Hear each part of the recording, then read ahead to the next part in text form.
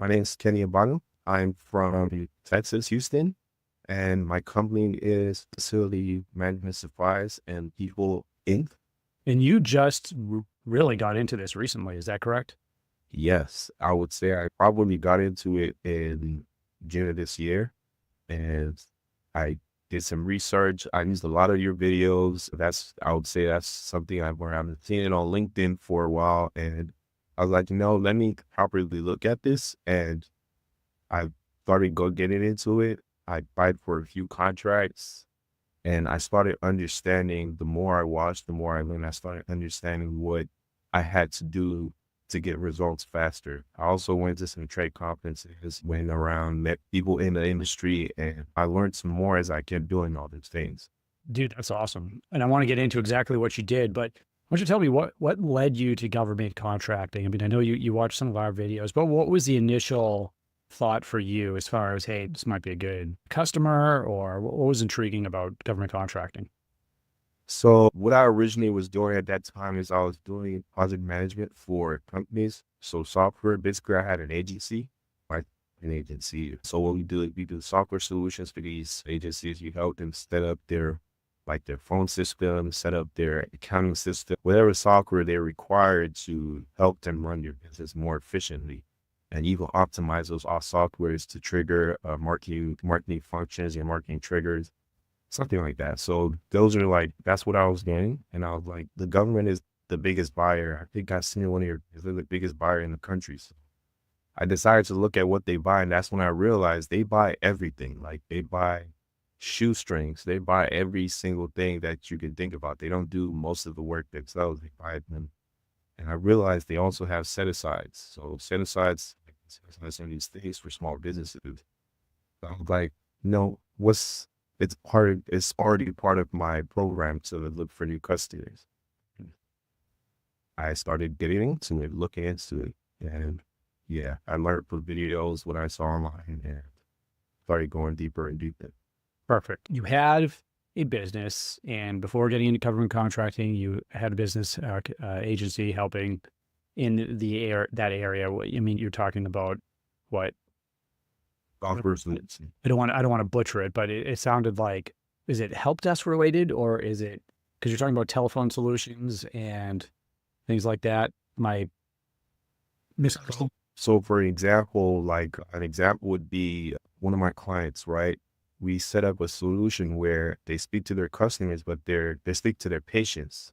So the issue here is when they speak to their patients, everything stops at the software that they're using to speak to their patient. That's the patient's contact, everything. So we have to integrate the software to their insurance checking software. So you can check if the patient has insurance. So you don't have to manually do that. You have to basically, that once you connect the APIs, they will get the data of the patient. It will send their insurance agency like, hey, we want to check if this person has insurance on you and if their insurance can be used to make treatment at our facility. And it will get the feedback within a couple of days. When they get that feedback, the software will send them an email because that feedback is at their own discretion. You will know when they give the feedback unless you're checking your email regularly. When you get that email, send it back. That's kind of like an example of what we're doing, basically optimizing your business operations. I got you. I mean, it's more than a communication tool. It essentially, I mean, you're talking about connecting APIs, you're checking insurance, which, by the way, seeing if you have medical insurance for different things. I mean, that's got to be a growing industry as the baby boomers are getting older. And I would expect more and more, especially healthcare, anyone healthcare related probably would need something like that. But okay, so you had a great business doing this, you're getting results, and then you already have not only a business, but you already have a sales machine, essentially. Like you mentioned, hey, you're already have a process for going out, identifying new customers. Cause, I'm a big fan of saying, if no matter how good you are at your business, if you're not selling, you don't have a business, right? If you can't your service, if you can't sell a product or solution, then it doesn't matter how good, you have to be able to sell it. And so you have this in place, and now you're looking at different government contracting opportunities. Watch some videos. Let's talk about that. So when did you end up, just starting from the beginning, when did you register in SAM.gov? Was that this year or before? I registered on SAM.gov a long time. Because Okay. I think I'm following you since COVID. So initially I had that spark to Mm, start it, but I had other things going on. sure. And business is not as at that point where it was. I remember what really triggered me to do is like I wanted higher paying clients. I wanted clients that are higher value clients. And that's what really triggered me to go into government contracting. It wasn't just looking for any client, it was looking for higher value clients. Sure. And so this year, and I just want to walk through the process. So you'd already been registered in SAM for a while. You've been listening to our content, maybe some others. And then at some point, you decided to get serious about it once business started picking up. Do you have any set asides already? Did you have, so before you started the actual process of looking for those clients, just to get an idea of, was it just the registration? Did you have any type of set aside? Are you 100% owned by yourself? Is there WOSB involved or anything else? So initially I started by myself. So my company is a software company and I'm really looking for software related contracts and it's owned 100% by me. And I didn't really have any luck. I wasn't getting the kind of feedback or I was like, what am I doing wrong? Mm. At least I wanted to sometimes you want to get in to get some feedback. Okay, how was this proposal done? Was it not done correctly? Hmm. Who the sources sought? I know you preach a lot about that. So I went through that process too. And I just realized like, I'm not getting any traction. Not Hmm. getting back.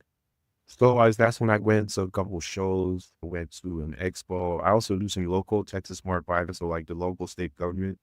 So I went to that and I met some friends or I met some people that over there that is a friend of a friend that I've seen before. And he was all right, what are you doing? He told me that's what he does. We eventually sat down and he told me how he does it, how he gets contracts, the whole 360, what's easier to get and what's not easier to get. I already have a process. I have a team. Why don't we do a partnership? And he was like, okay, no problem. We went, we got it together, did a partnership, and that's when we started winning. Because now he kind of gave me like he said, first you MRO products, that's what his company does. MRO products are probably the easier ones to win and they're straightforward. Fine. Can you define MR products for anyone watching that's not familiar?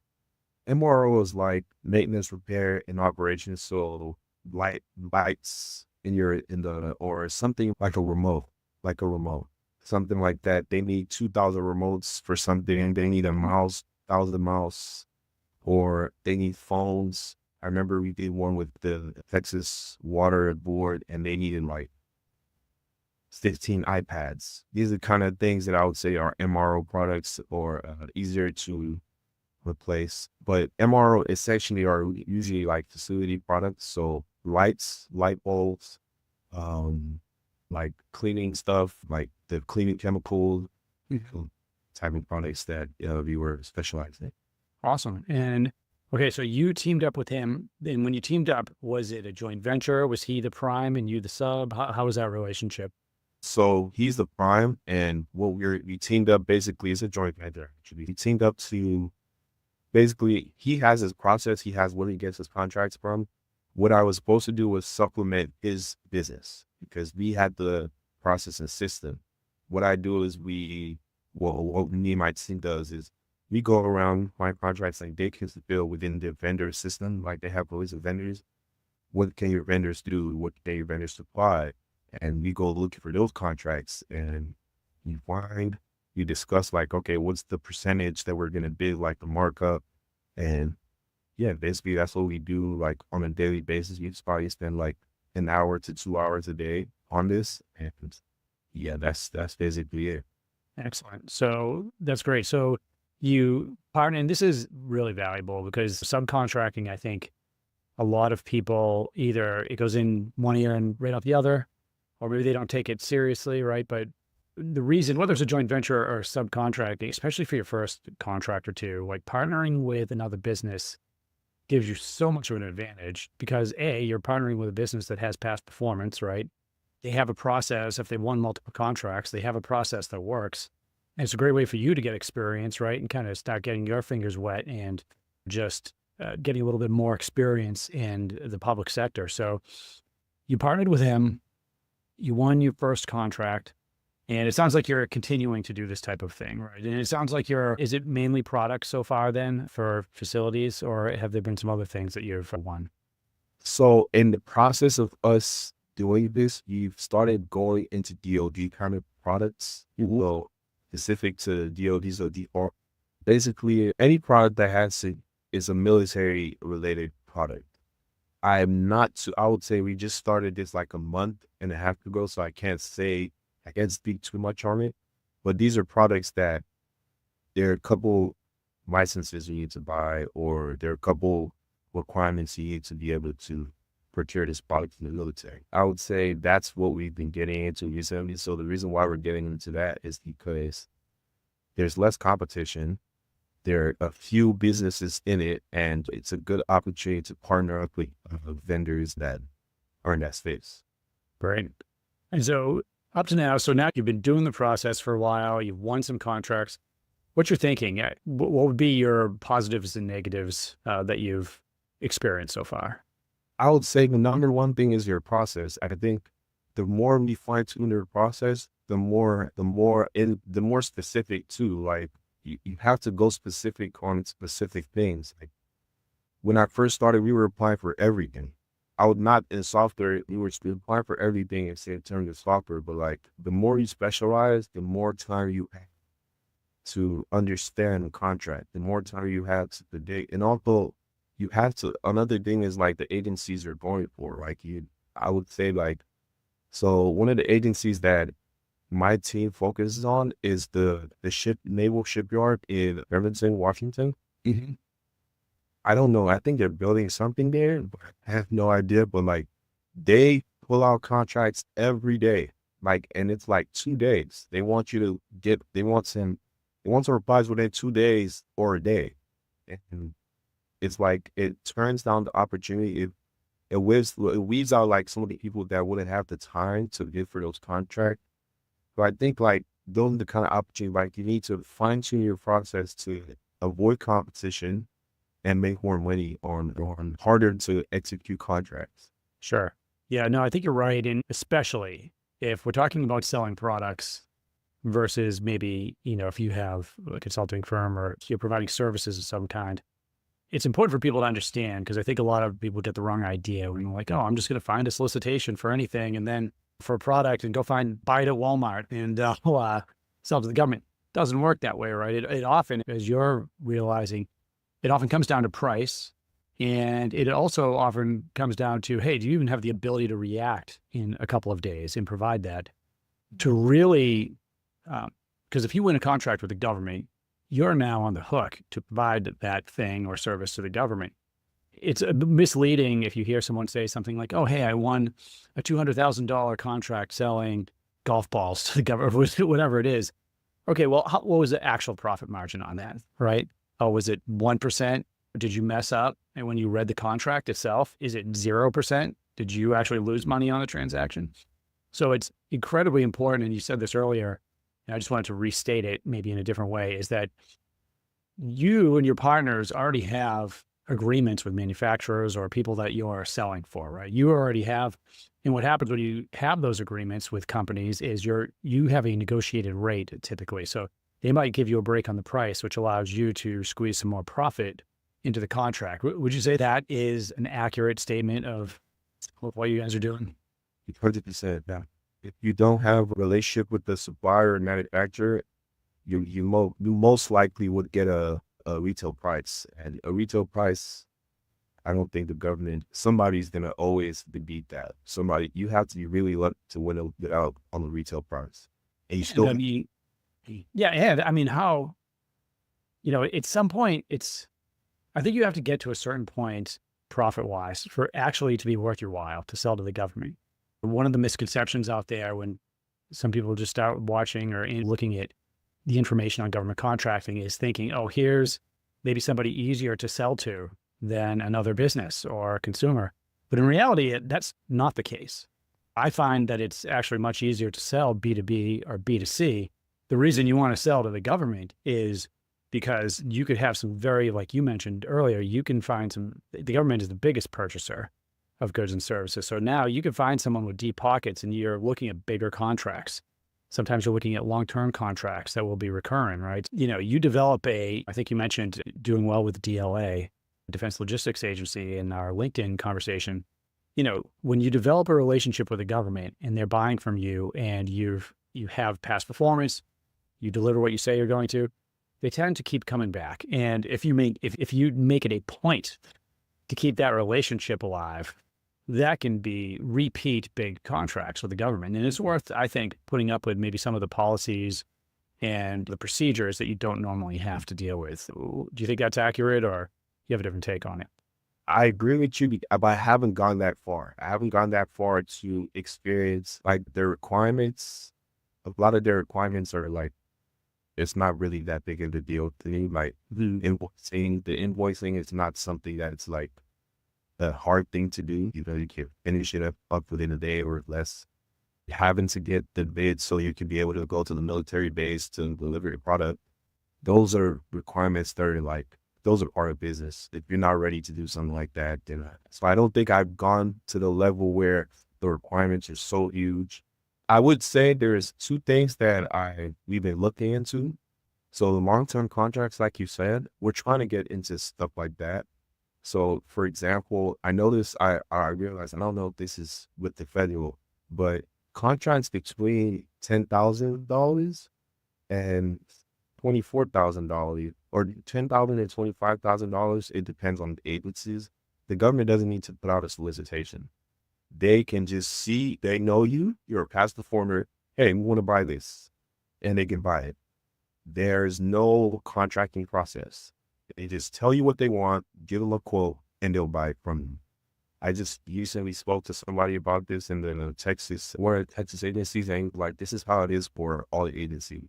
Now, he didn't told me like it's between 10,000 from some agencies and 2499, 9,999, 24,900, so basically 10,000, 25,000. So we're trying to go for those type of contracts because we believe it's solely based on ability to deliver. You don't need to go through fighting with a lot of people to win those contracts, and so those in the long-term agreements. That's one. The second one is software. My background is fully software solutions. So how can I get into those contracts? Those contracts require very strong proposals. Your ability to, and the people that are actually going for those contracts with you are like, they're set aside, they're small businesses, but their clientele is out of this world. Like they have Microsoft in their clientele. And you don't want to rely on your resume. Like, how do you compete with those people? So those are the two different things I would say have been on my mind as far as like career contracting, how to move forward or grow in this space. Yeah, no, I mean, that's a good point. And so if I was advising you, and we could talk about whether or not you're comfortable keeping this in the YouTube video or not, what I would say is a few things. One is, you've got a great start, first of all, right? You've got again, you're selling products, and so it's a little bit different than maybe what you initially intended, right, with software. But at least, look, a lot of people get into this or try to get into it and don't win anything, unable to create a successful partnership. So you guys you already could kind of smell blood in the water in a good way, meaning that there's some money out there to be made. Now it's, okay, how do you pivot and do so successfully? And there's a couple things that I would make sure of. One is, I don't know the legal nature of your teaming relationship, but I know there's another company involved. When you partner with somebody, there's an official joint venture that gets filed that you can do. And if you don't have that, are you named in the contracts that you're winning? Is your company named as a subcontractor in there? I would want to make sure that, without getting into like a huge conversation about this, that you are officially receiving past performance, that your company is receiving past performance for some of these. And if you're unsure or you don't know, I would maybe see if your partner would agree to try to win one under your company name, so you have some of that past performance. So that's number one. Number one is, I would want to make sure that you are officially getting some type of past performance in the system registered. Now, you can always message it. You can always message it in your marketing and everything, but again, I would want some of it officially. So now we're talking about something that's not just a little bit different, right? It's I would ask you a few things. First of all, are you reselling software? Is that the goal? Selling software from other companies that they put together? Are you selling your own software? Okay, that's a question. No, I'm not selling my own software. The type of software we're selling a software solution. So we're not selling our own software, we're selling custom software. You want to know what your problem is, and we will basically build a software or build a solution around that software. I have engineers in my team that will build, based on exactly what you want. And yeah, that's what we're doing, custom developer. The way that I would handle it if I was trying to sell that for you or advise you how to sell it is I would, first of all, the fact that you have a business that's done this before and you have commercial clients is a big thing, right? And I would try to stick with what you've done already, like something that you could show the government, hey, I've built this. I built this for maybe these 3 companies, right? So what types of things you mentioned, talked a little bit about the type of things that you're solving, you're connecting with APIs for, I mean, healthcare is, I would imagine you guys had to meet HIPAA requirements potentially if you were connecting with insurance companies.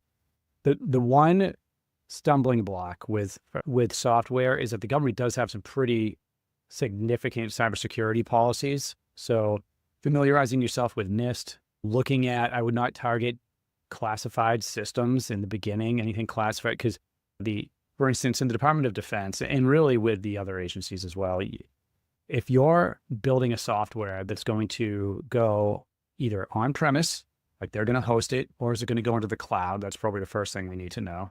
If it's going to go on premise, it needs something called an ATO, which is an approval to operate. If it's going to go in the cloud, what's being asked for more and more often these days is something called FedRAMP, FEDRAMP. So I would go to the FedRAMP website, and what's happening is, I want to say there's around 500 companies that are certified. FedRAMP, it's basically a list of cybersecurity parameters that you need to meet to be hosted in like the Gov cloud, right? So you have a solution that's going to be hosted there. So depending on where the solution is going to sit may determine if FedRAMP is required. And FedRAMP's not cheap, and so you want to look into those requirements. And I would say you want to see if the government has a need for that solution before you start walking down that road. One of the easier ways, what I would be doing, if you can custom build the software, I would really take a strong look at the SBIR program. Are you familiar with that? I know you've listened to some of our content before, because I think to sell a software solution to the government that will go on a government system, because they're looking so much at things like FedRAMP, the NIST requirements, getting an ATO. Have you ever had one before?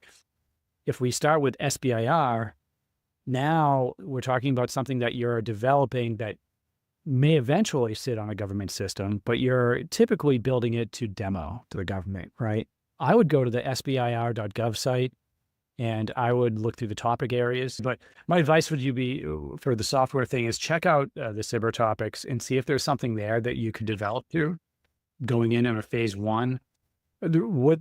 How this will help you is essentially you're getting paid to modify or develop a unique solution for the government. It doesn't have to have you want to cook in all the cybersecurity requirements, but the bridge to getting onto an actual government system is going to be easier, and there's going to be some grace period there, typically resulting in doing a demo that may be in a contained environment. They're not all the same. They're not all going to be like that, but that would be one piece of advice that I'd give you. And then as far as the other contracts that you mentioned, going after some things between $10,000 and $25,000, I would imagine you have a way of identifying those if they're not coming out on SAM.gov, which is great. Are you finding them on Dibs or another system maybe? So we're basically contacting directly to the vendors. So the people that we've sold to before, be like, hey, what do you guys have that's a quick need? Because people don't know about this, is not general knowledge. So we contact them and they already do this, but this is the Texas state. I don't know if this is federal, but this is definitely Texas state thing. So we contact them and they tell us, oh, this person is already buying this for us, or this is this person. But the more you build that relationship, the more you're likely to eventually get something. It's no question. I will say that is, all the states are different. With the government, if it's 10,000 or less, that number may have gone up. They can use a government purchase card to make a purchase. Not a big deal. But regardless of that, there's a simplified acquisitions process that the government has. And I've done all of my selling to the government on this side of the aisle, built on relationships, just like you're doing. So even for big contracts, $200,000, $300,000, $400,000, exact same way. Hey, Rick, we need 50 licenses. Okay, well, let's figure it out. So this is when I've worked for other companies in sales. So I would say when you have some government contracts on the software side, you can sell like that. It's a very powerful way. Yeah, and then I would start with SBIR maybe, and also potentially look at other transaction authority, because they're both a little bit easier to get onto contract with the government, provided you have the right thing. But we can have a much more in-depth conversation about this at another time. But before I end the call, because I do have a call right now, how can people find you if they want to reach out and talk to you about maybe upcoming contracts or maybe get some advice from you? You can find me on LinkedIn at Abano. That's basically it. You can find me by my name, Ekene Abano, on LinkedIn. Okay. Company is called cplelabs.com. That's cplelabs.com. And those are the two places I believe that you can easily contact me through. Excellent. Well, what I'll do is I'll leave those links in the show notes. And so anyone will be able to get in touch with you. Hey, thanks for coming on, man. Like, it's really exciting. I know you've just started, but the fact that you're getting some wins and now you're looking at expanding in some other areas, I think it's great. Thank you so much, man. I appreciate the time. The GovClose certification is generating tremendous results. So 27 years old, you've never worked in government contracting, you've never worked as a consultant, and you just closed your first deal. Is that correct? That's fair. And I've got a couple small projects on the side as well. So definitely probably my best investment I've made all year. It would be my second post on how a cold call landed a 9-figure government contract. My name's Gavin Tice. So my name is Ethan Mart. When I was able to enroll into the GovClose program, it just exceeded all my expectations and really has provided a lot of valuable learnings and insights that I would not have found on my own. I was able to get a consulting gig with a software company that currently works with the intelligence community. Hi, I'm Deb Diller Harris. If you want to learn how to sell to the government, if you want to learn how to start your own consulting business, if you want to learn the skills that you need to go land a 6-figure plus account executive job with big companies selling to the government, the certification program is for you. Head on over to govclose.com, check out our certification program, talk to the team.